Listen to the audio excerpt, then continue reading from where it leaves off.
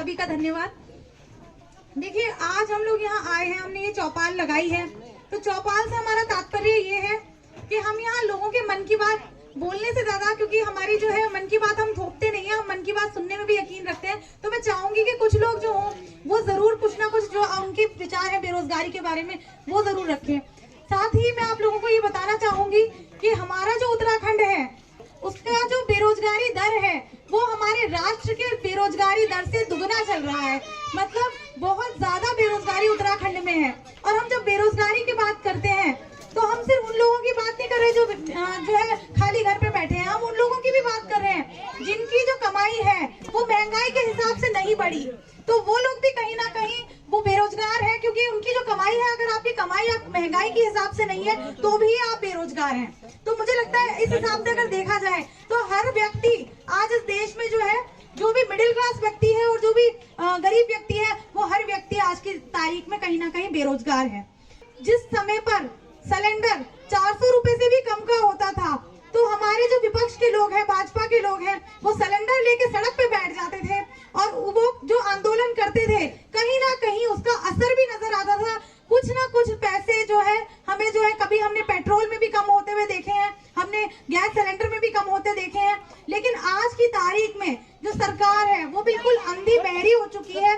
तो मुझे ऐसा लगता है कि हमारी जो बीजेपी की सरकार है वो विपक्ष में ही अच्छा काम करती है, क्योंकि उनको जो है विपक्ष में आके जो आंदोलन करना बहुत अच्छे से आता है, बल्कि सरकार चलाना उन्हें कहीं से भी नहीं आता है। ना तो वो गैस के दाम कंट्रोल कर पा रहे हैं, ना वो बढ़ती हुई बेरोजगारी को कंट्रोल कर पा रहे हैं। पिछले जो इससे पहले के जो 5 साल रहे हैं, उत्तराखंड में कई फैक्ट्रियां आई, कई लोगों को रोजगार दिए गए। और आज जो स्थिति है, हमारी जो सरकार है वो सरकारी नौकरियां तो दूर की बात, हमारे पिछले 4.5 साल में एक अच्छी नौकरी जो है मेयर गामा जी की बेटी को मिली है, एक अच्छी नौकरी जो है हमारे जो बीजेपी के विधानसभा अध्यक्ष है उनके बेटे को मिली है।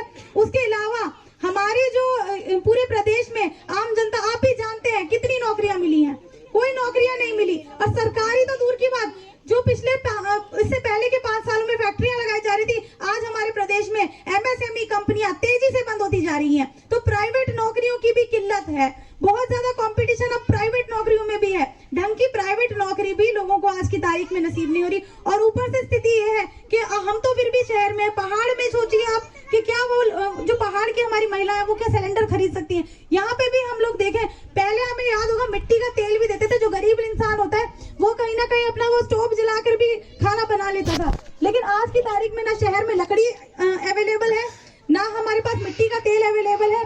चूल्हा जलाना इन लोगों ने जो है हमारा मुश्किल कर दिया है। आज जो है हम दाल में ज्यादा पानी डाल देते हैं, आज हम जो है अपने घर में सब्जी भी चटनी की तरह खा रहे हैं। तो हमारा जो कहीं ना कहीं हमारी पूरी किचन है उसका बजट बिगड़ चुका है।